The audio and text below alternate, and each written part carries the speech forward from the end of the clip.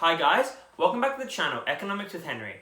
So today we're going to be talking about GameStop and the volatility that is currently happening with their stock. So first of all, the thing that's important to know is that GameStop has increased over $300 in their stock price just in January alone. So a question you might have is to how that's happened, and today we're going to be talking about this. So first we need to go back to September 2020. In September 2020, Ryan Cohen, a multi-billionaire who has made his money off e-commerce, has bought a 13% share in GameStop. Ryan Cohen encouraged and implored GameStop to become online and compete with Amazon. So before this comment, GameStop was a company in which had a brick and mortar store and had struggled significantly due to COVID-19. So by going on to online, it would give them a chance to be able to compete and to be able to try and target some more revenue. With this optimism that Cohen had brought to the company, this had seen small investors being able to start to invest their money into GameStop.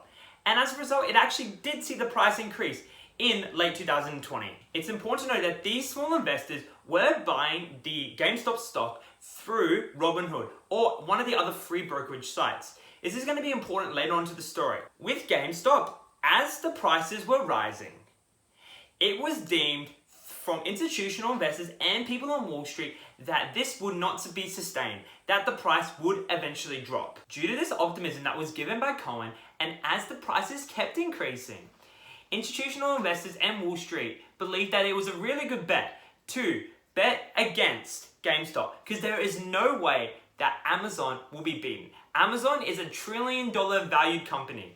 It is one of the biggest companies in the world and has over 15 marketplaces worldwide. How would it be possible for GameStop to beat Amazon? Is it possible? Let's be real, it probably isn't. How Wall Street bet against GameStop was by short selling. Short selling is where they get loaned a marketable security, in this case, a GameStop security stock, in which then they would sell this onto the market.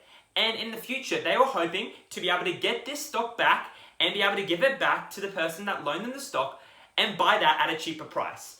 If this is the case, then they are able to get the difference between where they sold the stock before, when they got loaned to them, and as to when they bought it back and gave it to the person that loaned it to them. If the price of GameStop did increase, this would leave a significant problem for people who have done short selling. This then will be a problem, as they will need to buy the stock at a higher price than they had previously sold that stock that got loaned to them, in which case this would occur with a loss for them. The company was deemed attractable to investors. The company was deemed to be a valuable buy for investors, and 4 million people on Reddit, on the Wall Street's bet page, they helped to increase and fuel the amount of demand for GameStop.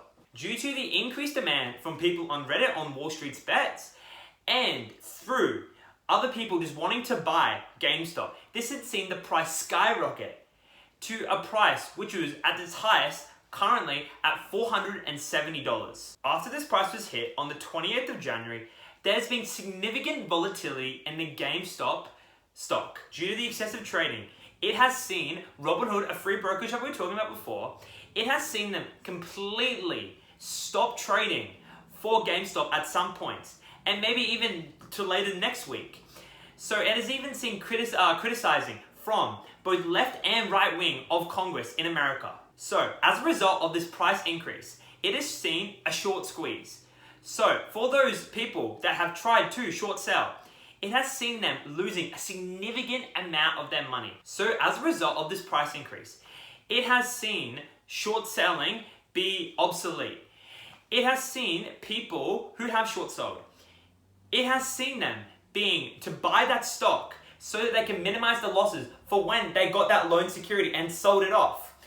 So now we have seen hedge funds, we have seen them lose billions of dollars. We've seen investors lose billions of dollars, maybe even millions. So it is clearly a significant problem currently that is being faced by some investors. And an important thing to note with the short squeezes is that they are going to be limiting their losses. They're not making any money. They're limiting their losses after short selling.